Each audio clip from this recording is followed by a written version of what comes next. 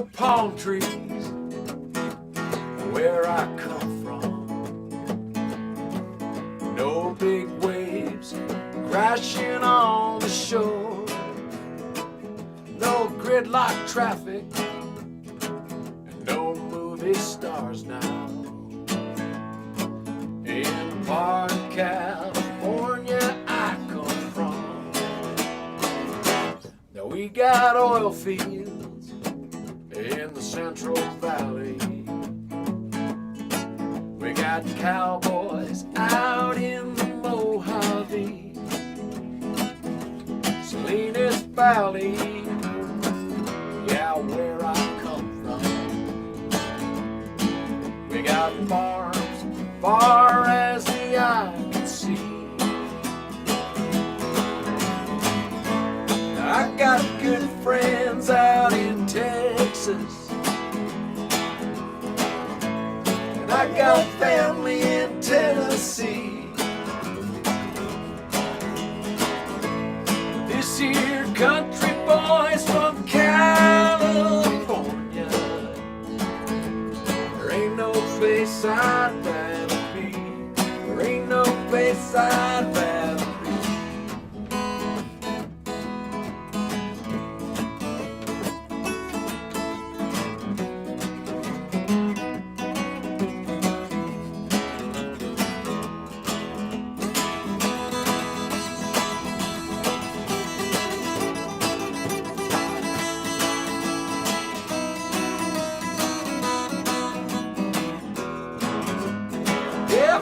Paso Robles to the Owens Valley, from Mount Shasta on down to Salton Sea.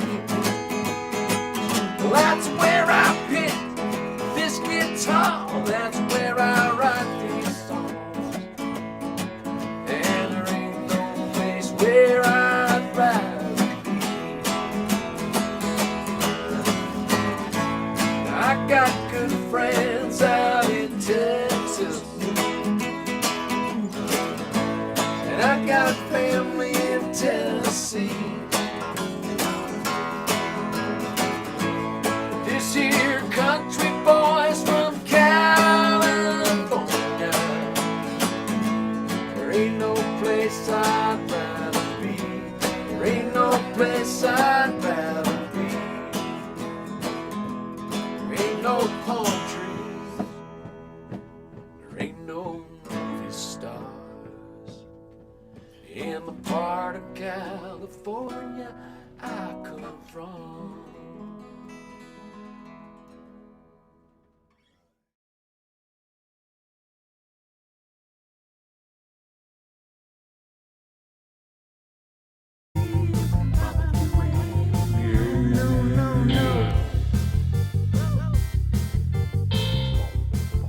Hello, Ed. How you doing, my friend? Great. Could not be better. Glad to have you on. Ed Palermo Big Band has given us 25 years, over 25 years of creative, artfully arranged takes on Zappa, Rundgren, British Invasion, Coltrane, Ellington, Palermo too. And my whole philosophy is you only live once, and I gotta get as much music in as possible. Now, my oldest brother Nick, 4 years older than me, he's the one who brought all the great music in, right? But also with Beatles and Ed Sullivan. I mean, for people who only hear people talk about that, younger people, that is one event that is not overhyped. That was the biggest thing. One of the biggest things in my life was the Beatles and Ed Sullivan. Turn us on to the greatest music. I say the greatest music there is. Yeah. And now what I'm doing with my band is I'm reliving all that, but through my jazzy, what's the word? Lens. Green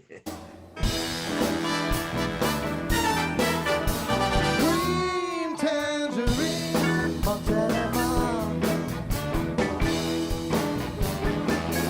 a ginger slim with a pineapple heart, a coffee dessert, just you know it's good news.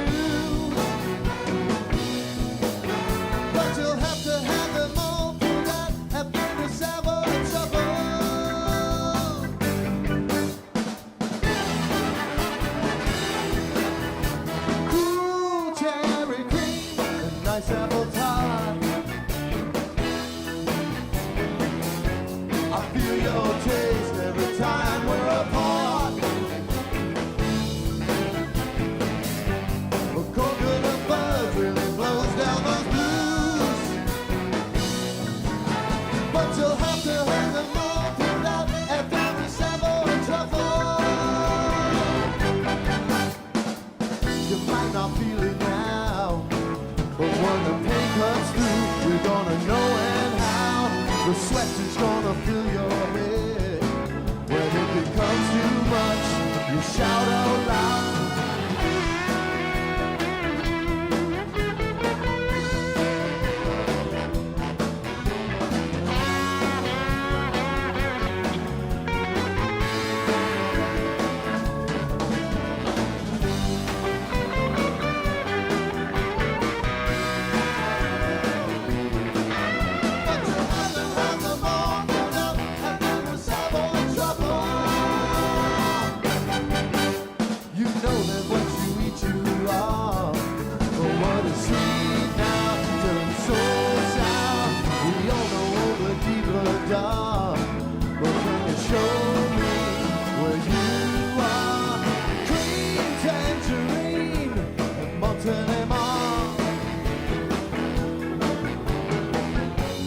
Ginger sling with a pineapple heart, a coffee dessert, yes, you know it's good news. But you'll have to have them all pulled out after the several trouble. Yes, you'll have to have them all pulled out after the several trouble.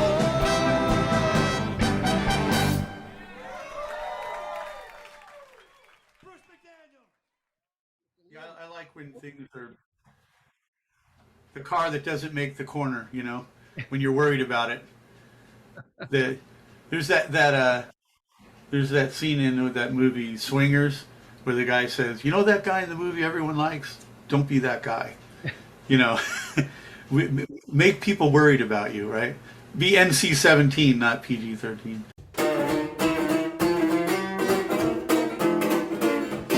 Baby, I'm crazy about you. Don't like the things you do. You're always missing me. Say that you love me too. I'm gonna leave you, then you'll know we're through. But you'll always hear me singing songs. You know I'm crazy about you.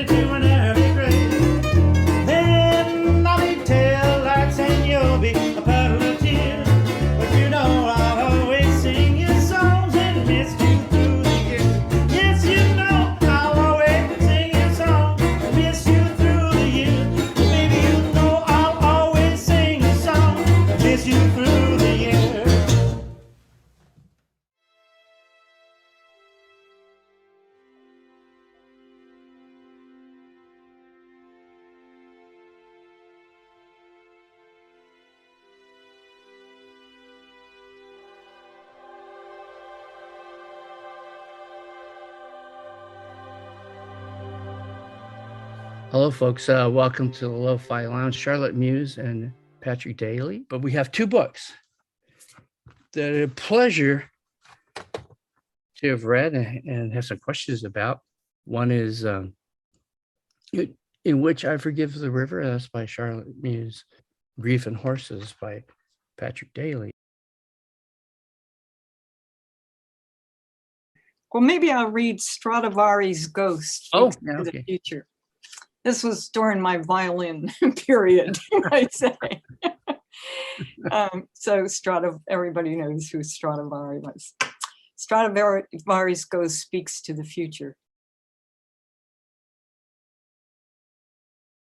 Well, maybe I'll read Stradivari's Ghost Speaks to the Future. This was during my violin period, I'd say. So everybody knows who Stradivari was. Stradivari's Ghost Speaks to the Future. Look for me through the murky water of the years. The sun comes in like a distant fire. One of the fish in a school is me. Or imagine my shape as a cello, if you like, with a shirt hung on it, then arms, then legs. Use any face you want. Nobody ever painted mine. Can you hear me? I will call to Francesca or to one of the children. Listen, I'll test an instrument. Listen. I'm sitting on my bench on the roof in fine weather, surrounded by shavings. Below is the din of Cremona.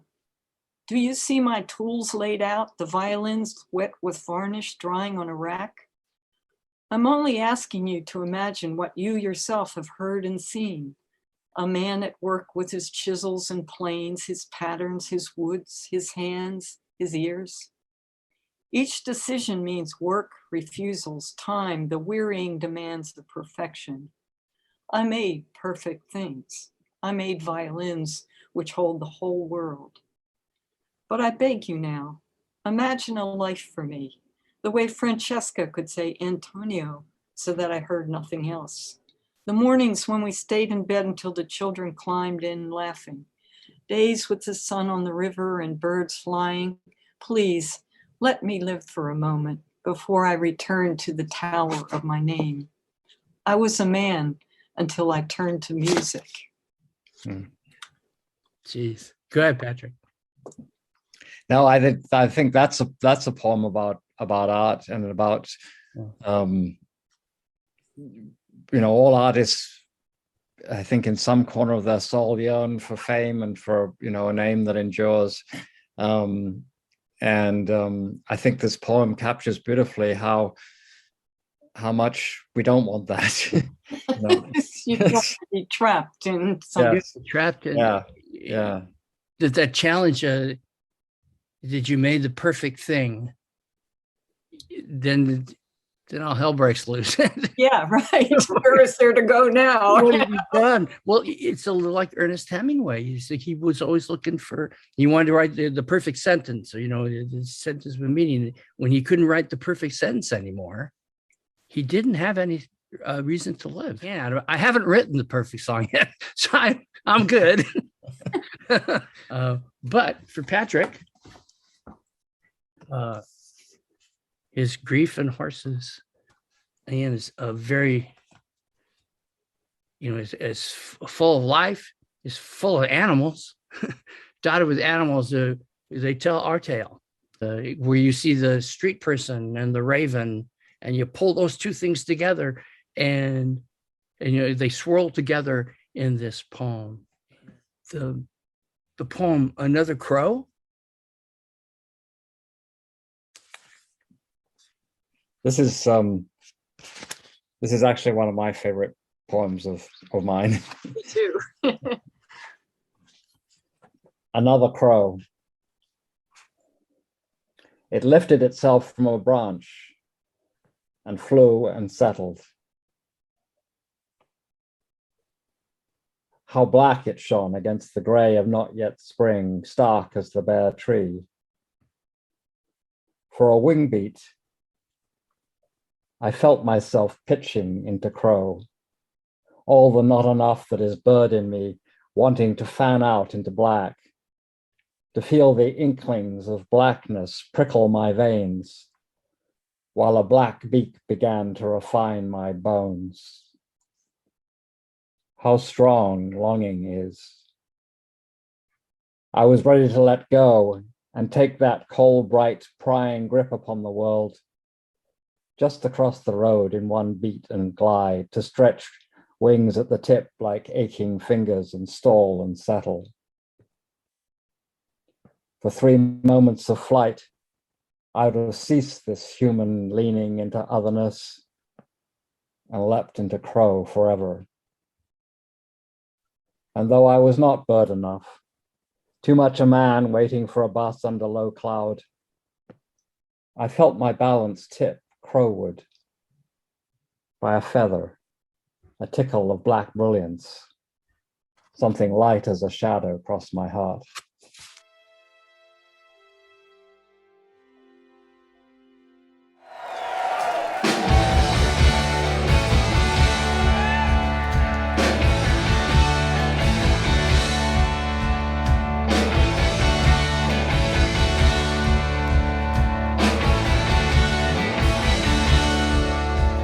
I got electric guitar and half a bottle of warm beer.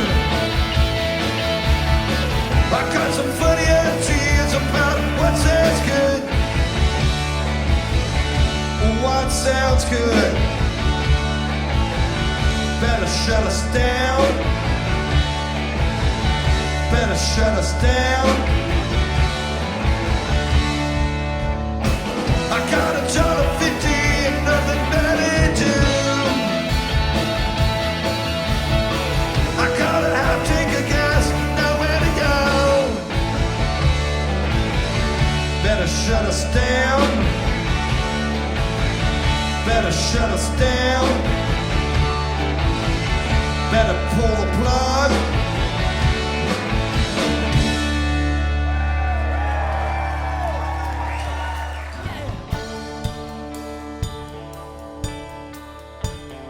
It's dangerous to have a brand new album. It's called Last Band This Evening, and it's a live plus recording, which means most of it's live. Plus, there's a couple remastered tunes and a brand new song. Comes out beginning of September. I hope you dig it.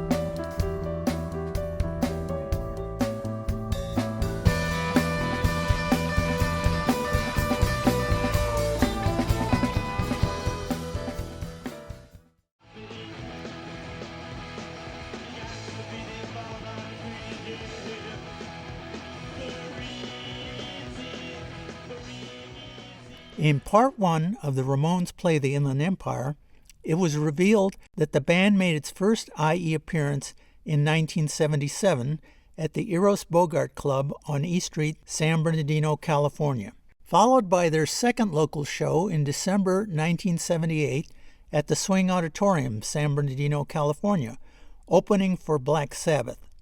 The audience reacted negatively to them and pelted them with garbage, driving them from the stage after barely playing just over 20 minutes. In his book, Hey Ho, Let's Go, The Story of the Ramones, author Everett True quoted Joey Ramone as saying, "It was when we started playing Surfin' Bird, and everything in the world came on. It started raining carburetors and whiskey bottles. The stage manager was about 65, and he told us he hadn't seen anything like it since the Stones first played America. Someone threw an ice pick, and it landed right next to Joey's foot. That was in San Bernardino, California." In a July 2014 article on the Spin magazine website, musician-writer John Worster was mourning the passing of drummer Tommy Ramone. As part of the story, he wrote about the Ramones' disastrous opening for Black Sabbath at the Swing Auditorium. "I remembered a story record producer Scott Solter once told me. On December 1st, 1978, Scott and his brother went to see Black Sabbath on their Never Say Die tour at the Swing Auditorium in San Bernardino, California.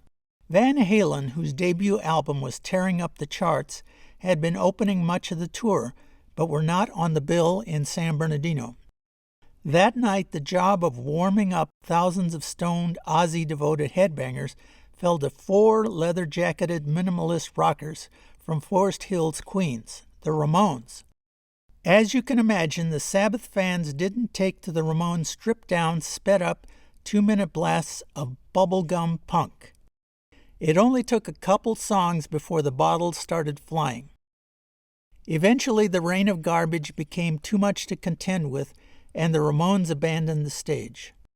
But before surrendering his post, Dee Ramone marched to the front of the stage, stared down the audience, and with his bass held over his head said, "F you, we're the future." He was right. Though they never sold massive amounts of records, the Ramones changed the course of rock and roll and influenced popular culture in a way only a handful of artists have. The city of Claremont is located right next to the border between Los Angeles and San Bernardino counties. While not technically located in the IE, for our purposes it will be considered part of the Inland Empire's fringe area. So under that criteria, the Ramones played their 3rd IE area concert on November 5th, 1979, in the Garrison Theater on the campus of the Claremont Colleges. Gary Myrick and the Figures opened the show. The band was also interviewed on KSPC, the college FM radio station. The first US Festival took place September 3rd, 4th, and 5th, 1982, at Glen Helen Regional Park in Devore, San Bernardino, with an all-star lineup of talent. Total attendance for the 3 days was some 400,000 people. The Ramones played on the first day with other so-called new wave groups that followed in their footsteps. This would be their 4th IE appearance. This was perhaps one of the largest number of people that the band had ever performed in front of, if not the largest. Pomona is another one of those fringe Inland Empire cities located near the border between San Bernardino and LA counties. On November 21st, 1984, the Ramones played their 5th IE area concert at the Pomona Valley Auditorium. By this time, drummer Marky Ramone had left the band and was replaced by Richie Ramone. Agent Orange and Chardon Square opened for them in Pomona. On September 22, 1986, the Ramones played their 6th Inland Empire concert at Club Metro in Riverside. Channel 3 and Chardon Square opened for them. There was a Mike Stevens review of the concert in the 9/23/86 San Bernardino Sun newspaper. The article in part read, "The musicians who are the core of the group, Johnny on guitar, Dee Dee on bass, and Richie on drums, were in top form." Then the reviewer implied that Joey Ramone had an off night when he wrote, "Joey on vocals, however, couldn't keep the frenzied pace." His attempts at Ramones classics were sloppy, set against the razor-sharp background of his partners. The 1986 Riverside concert was to be the last IE appearance of the Ramones. The band would continue for another 10 years before calling it quits in 1996.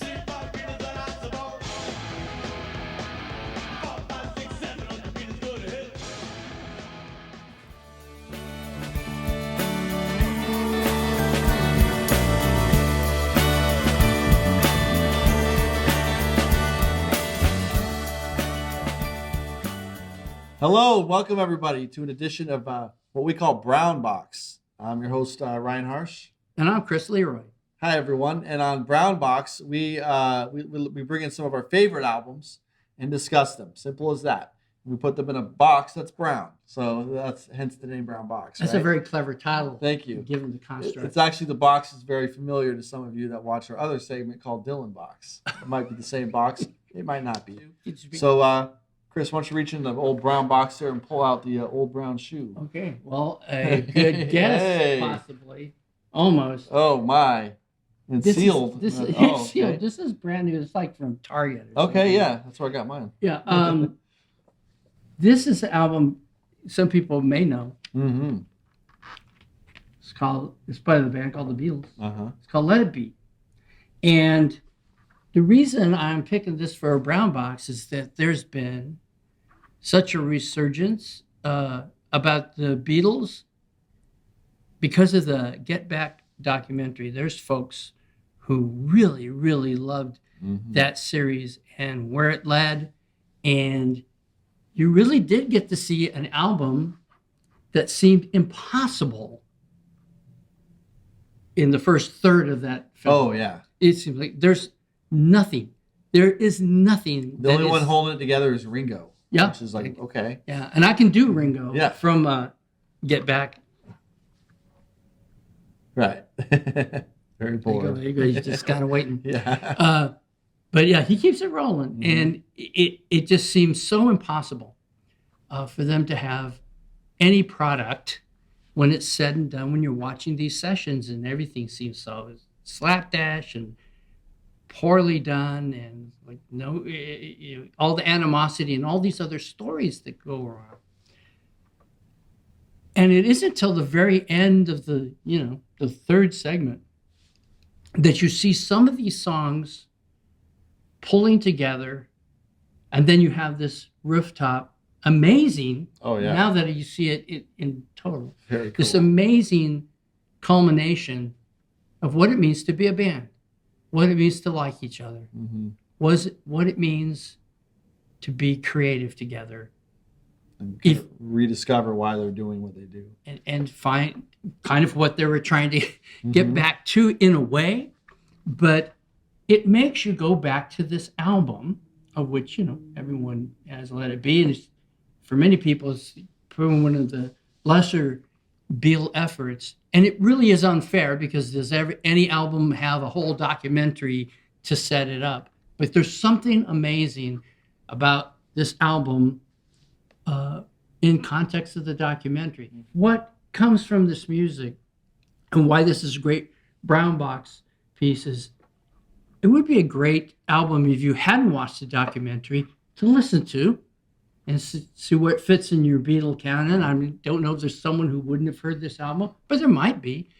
If you listen to this album and then go watch that documentary and flip it the other way around, because there's some beautiful songs. There are Two of Us, Across the Universe. Even I had a place in my heart for One After 909. Oh, yeah. So my friends were saying, well, it's just the Beatles. It just sounds like this old beat up song. Yeah, but what do you think music came from? it's one of the first songs they ever played together. It comes Literally. from old beat up songs. That's Right. that's how you get good. Yeah. And this album has a spirit that comes through whether or not you saw the documentary. But You with should that, see if you haven't seen it. if you haven't seen it, listen to the album first. Yeah. Then go back, watch the thing, and then before you go to bed that next week, because you've been watching this thing, just listen to the album one last time and just marvel at what creativity is about. How do you, with your friends, with your bandmates, even in the darkest hours, find a way to make good music? And that's what happens on this album.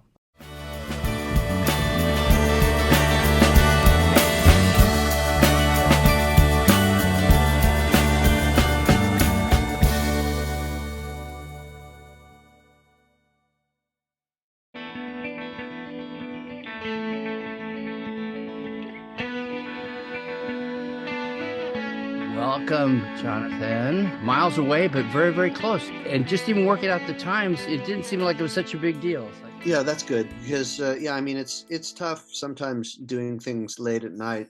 California gets up about this time, so it's like when I've had to deal with California stuff, it's like, all right, got to start at dinner time.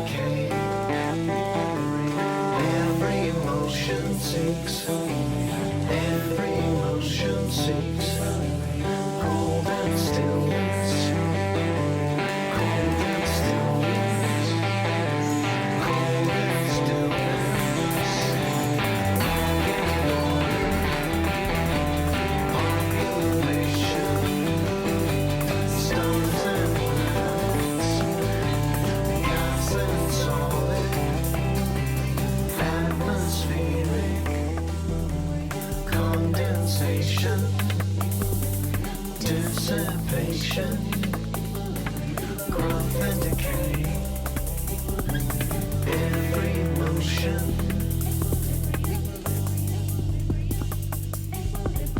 every motion seeks, every motion seeks.